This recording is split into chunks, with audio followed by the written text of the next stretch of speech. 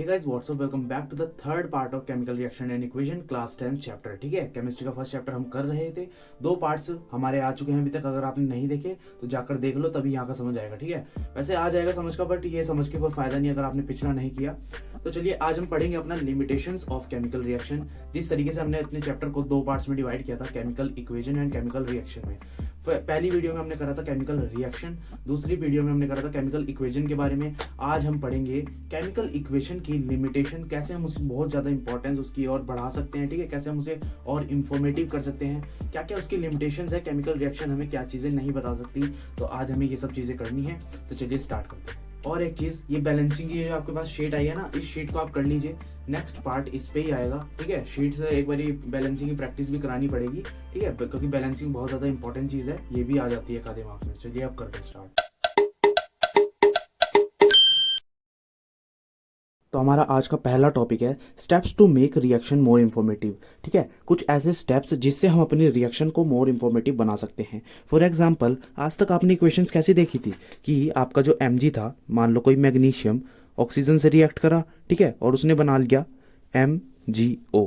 But अब हम इसको कैसे इंफॉर्मेटिव बना सकते हैं, अब हम देखेंगे कुछ स्टेप्स। ठीक है, फॉर एग्जांपल आप ना S4 सॉलिड्स, मतलब आप right state symbol for example, मतलब आप जिस तरह ये मैग्नीशियम है, या तो ये सॉलिड स्टेट में है, लिक्विड स्टेट में है, गैस स्टेट में है, आपको यहाँ पर अगर आप बता देते हो ना कि कौन सी स्टेट में है, इससे आप अपनी रिएक्शन को और ज़्यादा इंफॉर्मेटिव बना सकते हो। मान लो मैं कहता हूँ कि मैंने एक बीकर में वाटर लिया, ठीक है, H2O लिया, और मैंने उसमें क्या डाल दिया, CaO, मतलब क्विकलाइम। आपने पढ़ा था ना चेंज इन टेम्परेचर में। ठीक है, चूने का टेम्परेचर बढ़ जाता है, कैसे बनता है, CaOH का होल ट्वाइस बन जाता है। ठीक है, तो मतलब ये किस स्टेट में था, ये सॉलिड स्टेट में था, वाटर किसमें था, लिक्विड। तो हमें ना इनकी स्टेट्स लिखनी होती है, पहला पॉइंट हमें ये बताता है।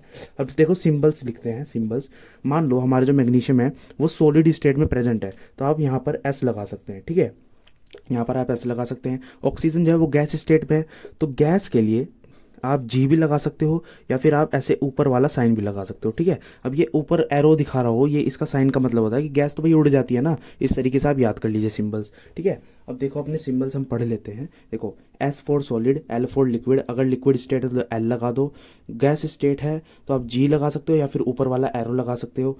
फॉर इनसोल्यूबल सब्सटेंस प्रेसिपिटेट, अब ये क्या चीज़ होती है, देखो प्रेसिपिटेट मैंने बताया था, मान लो एक बीकर है, उसमें हम कोई रिएक्शन कर रहे हैं, तो प्रेसिपिटेट क्या होता है, ऐसा सब्सटेंस जो इनसोल्यूबल हो, मतलब जो इसमें घुलता ना हो।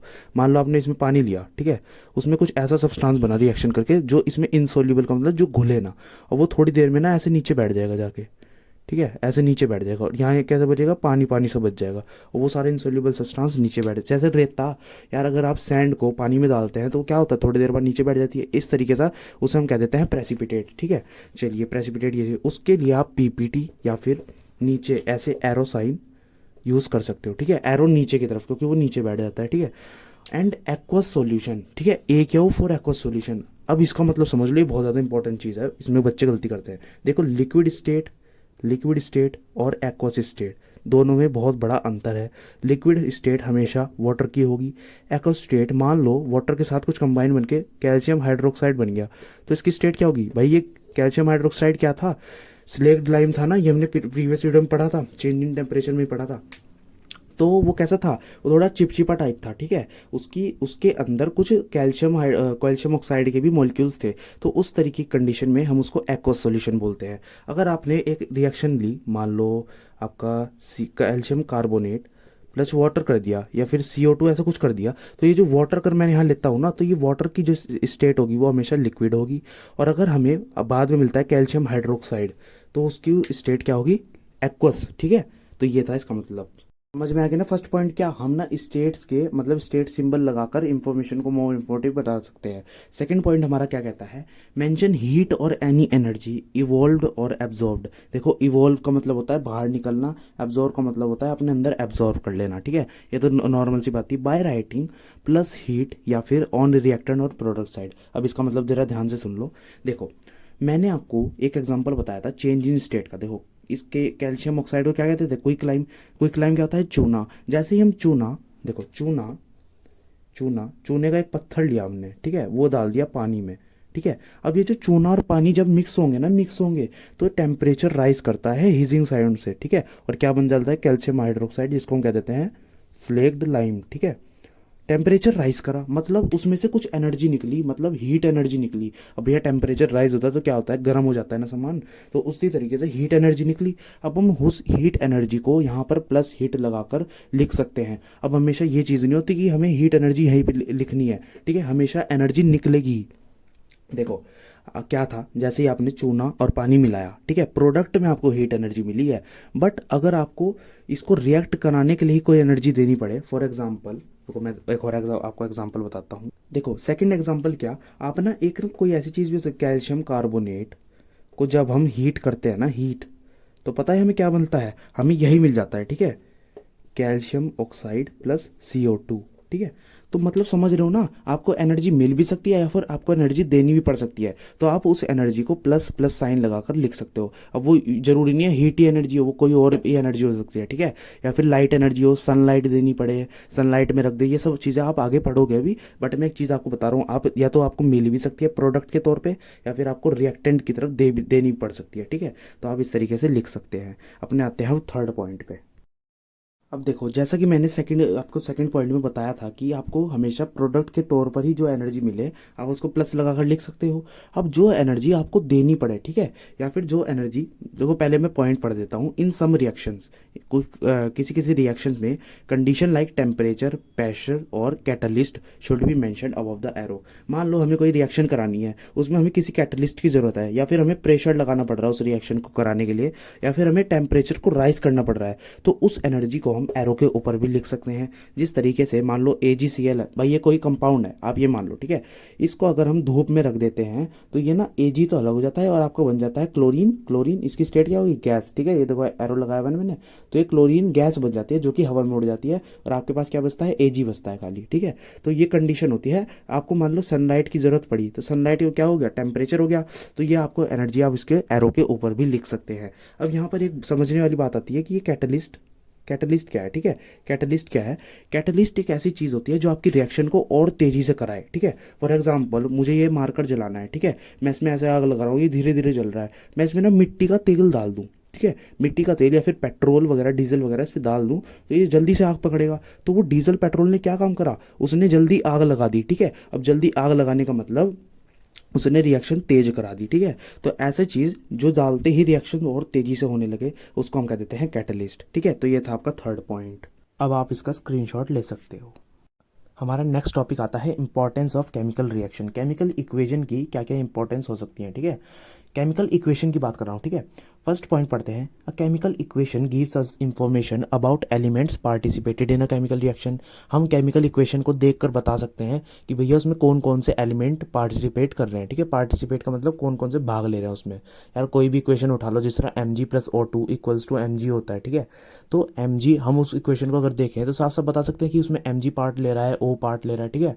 तो ये थी first point. Second point, it tell us about the physical state of the reactant and product. वो उसकी फिजिकल स्टेट हमें बता देता है। अब जो भी आपके पास प्रोडक्ट बनेगा आप उसको देख कर आप बता तो सकते हो ना कि भाई कौन सी, मतलब किस स्टेट का बना है, क्या उसकी स्टेट है, वो लिक्विड फॉर्म में है, गैस फॉर्म में है, या फिर सॉलिड फॉर्म में है, ठीक है, वो आप देख कर बता सकते हो। Third point, it gives us information whether heat is evolve और absorb during a chemical reaction. ये हमें ये बता देता है कि जो रिएक्शन हुई ना उसमें हीट एनर्जी निकली या फिर हमें देनी पड़ी, वो तो आप देख कर बता सकते हो। और ये सब आप कब बता सकते हो, जब आपको आपकी रिएक्शन जो है वो एकदम इंफॉर्मेटिव हो, ठीक है। और अपने रिएक्शन को इंफॉर्मेटिव करना हमने प्रीवियस टॉपिक में, ठीक है। सेकेंड टॉपिक हमारा आता है लिमिटेशंस ऑफ केमिकल इक्वेशन। अब भैया हमें इंफॉर्मेशन भी बता दिया, इंफॉर्मेटिव बनाना भी सीख लिया, अब इसकी कुछ लिमिटेशन भी तो होती होगी, ठीक है। तो हम अब हमें वो पढ़ना है। फर्स्ट टॉपिक आपका, फर्स्ट पॉइंट आपका क्या है, chemical equation does not tell us about the feasibility of a chemical reaction. मतलब केमिकल इक्वेशन हमें ये नहीं बता सकता कि रिएक्शन होगी भी या नहीं, ठीक है। फिजिबिलिटी का मतलब ये होता है that is considered we can not predict whether a particular reaction will take place और नॉट, ठीक है। जो मैंने बताया ये रिएक्शन होगी या नहीं ये आप देख कर नहीं बता सकते, ये तो आपको करने के बाद ही पता चलेगा, ठीक है। Second point, it does not tell us whether a particular reaction with proceed at slow moderate और फास्ट मॉडरेट। आपको ये भी नहीं देखकर बता सकते कि वो जो पर्टिकुलर रिएक्शन है, जो भी आप रिएक्शन करा रहे हो, वो जल्दी होगी या फिर उसको बहुत ज़्यादा टाइम लग जाएगा, ठीक है। इसके लिए भी आपको वेट करना पड़ेगा। चलिए अब हमें पढ़ना है importance of writing state symbol. ये बहुत ज़्यादा इंपॉर्टेंट टॉपिक, कई बार आया पेपर में, ठीक है, मेरे टाइम पे भी आया था। देखो क्या कहता है ये, with the help of physical state we can determine the actual product of the reaction. जिस तरीके से मैंने आपको स्टेट्स बता दी, अगर जो जो चीज़ें रिएक्शन में पार्ट ले रही हैं, तो आप आसानी से बता सकते हो कि प्रोडक्ट की स्टेट क्या होगी, ठीक है। चलिए इसका एग्जाम्पल लेते हैं, when iron reacts with water, ठीक है, ये एग्जाम्पल बहुत ज़्यादा इंपॉर्टेंट है, कई बार आया है। When iron reacts with water, iron क्या, लोहा, ठीक है, जब कभी भी ये पानी से रिएक्ट करता है तो ये आपका फेरिक ऑक्साइड बना लेता है, ठीक है, Fe3O4 प्लस हाइड्रोजन गैस, ठीक है, हाइड्रोजन गैस ये लिबरेट करता है। अच्छा मैंने आपको एक चीज़ बताना चाहता हूँ, किसी को ये प्रॉब्लम तो नहीं आती ये Fe से Fe3O4 कैसे बन गया? अगर आती है तो आप कमेंट करना, इसकी एक अलग से वीडियो आ जाएगी, ठीक है। बहुत बेसिक सी चीज़ है ये, पर बच्चों को पता नहीं रहती, इसलिए मैं बता देता हूँ। और ये क्यों नहीं पता रहती, नाइन्थ खराब है, ठीक है।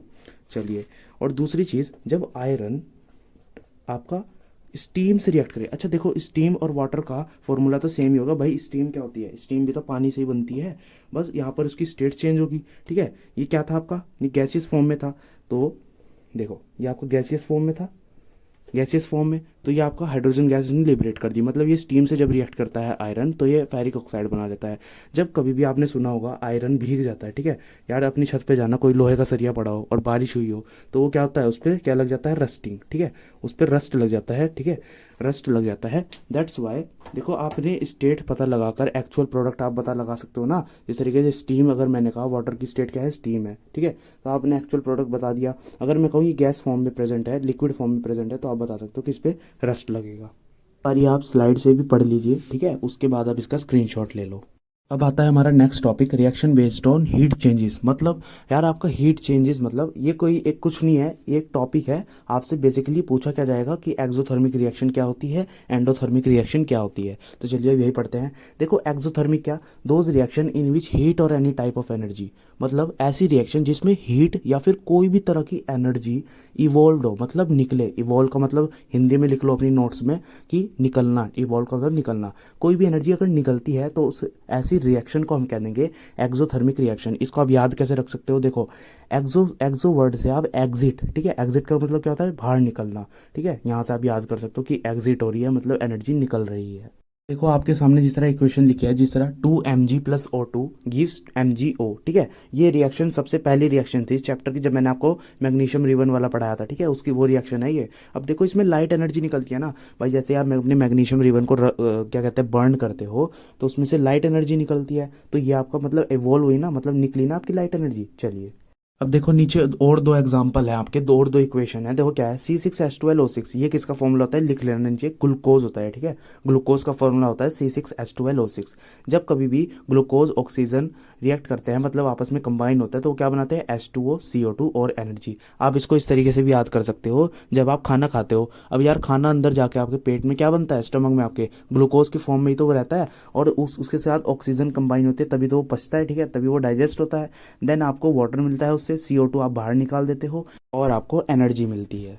अब आपको थर्ड इक्वेशन पढ़नी है। देखो कैल्शियम ऑक्साइड, ये अभी आपने पढ़ा था, जबकि कभी भी कैल्शियम ऑक्साइड क्या होता है, चूना, क्विक लाइम, ठीक है, जब कभी भी आप चूने में पानी डालते हो या फिर पानी में चूना डालते हो तो आपको क्या मिलता है, स्लेक्ट लाइम, ठीक है, और टेम्परेचर आपका राइज होता है हिजिंग साउंड से, मतलब इसमें भी आपको एनर्जी मिली, हीट एनर्जी, ठीक है। तो इवोल्वेशन जब होता है, एनर्जी जब निकलती है तो वो इस साइड निकलते हैं, प्रोडक्ट की साइड। अब ये देखो एक क्वेश्चन आपके सामने है, respiration is an endothermic process, ये भी बहुत इंपॉर्टेंट क्वेश्चन है, आप इसे भी याद कर लीजिए। एक बारी आप इस क्वेश्चन को खुद ट्राई करना, वैसे जब हम एनसीईआरटी सॉल्यूशन कराएंगे उसमें हम ये करा देंगे। तो आपका सेकंड टाइप की रिएक्शन आती है एंडोथर्मिक, मतलब आपको जो यहाँ पर एनर्जी देनी पड़ती है, those reaction in which heat और any type of energy is absorbed, मतलब रिएक्शन होने के लिए आपको देनी पड़ती है, एब्जॉर्ब करनी पड़ती है, तब वो आपको रिएक्शन होती है। ऐसी तरीके की रिएक्शन को हम कह देते हैं एंडोथर्मिक। फॉर एग्जाम्पल नीचे देखो, जब कभी भी आप कैल्शियम कार्बोनेट, ठीक है, देखो कैल्शियम कार्बोनेट मतलब CaCO3, इसका फॉर्मूला होता है, ये ना फॉर्मूलेज याद कर लो तभी आपका काम बनेगा। अगर आपके 9th के कॉन्सेप्ट क्लियर है तो आप बता भी सकते हो कि कैल्शियम कार्बोनेट कैसे बना, ठीक है। जब कभी भी हम उसको हीट करते हैं तो क्या मिलता है, कैल्शियम ऑक्साइड मतलब चूना और CO2 गैस, ठीक है, CO2 गैस। तो ये थी आपकी एंडोथर्मिक का एग्जांपल। तो बस यही था हमारा आज का लेक्चर। आज के लेक्चर में जो तो जितना भी आपने अभी तक पढ़ा है ना, उसमें से या तो 1 मार्क्स, 2 मार्क्स, 3 मार्क्स, बट जो हमारा अगला लेक्चर आएगा उसमें से सीधा 4-5 मार्क्स के क्वेश्चन बनते हैं। बहुत ही इंपॉर्टेंट लेक्चर है अगला लेक्चर, इस लेक्चर को पढ़ लो और अच्छे से नोट्स नोट कर लो, ठीक है। कोई प्रॉब्लम आती है कमेंट कर देना। नेक्स्ट वीडियो में एक बारी बैलेंसिंग का भी सोचेंगे, ठीक है, अगर बैलेंसिंग कुछ कमेंट आते हैं, क्वेरीज आती है तो हम बैलेंसिंग का वीडियो बनाएंगे, वरना हम अपना नेक्स्ट टॉपिक स्टार्ट कर देंगे। ठीक है, थैंक यू सो मच।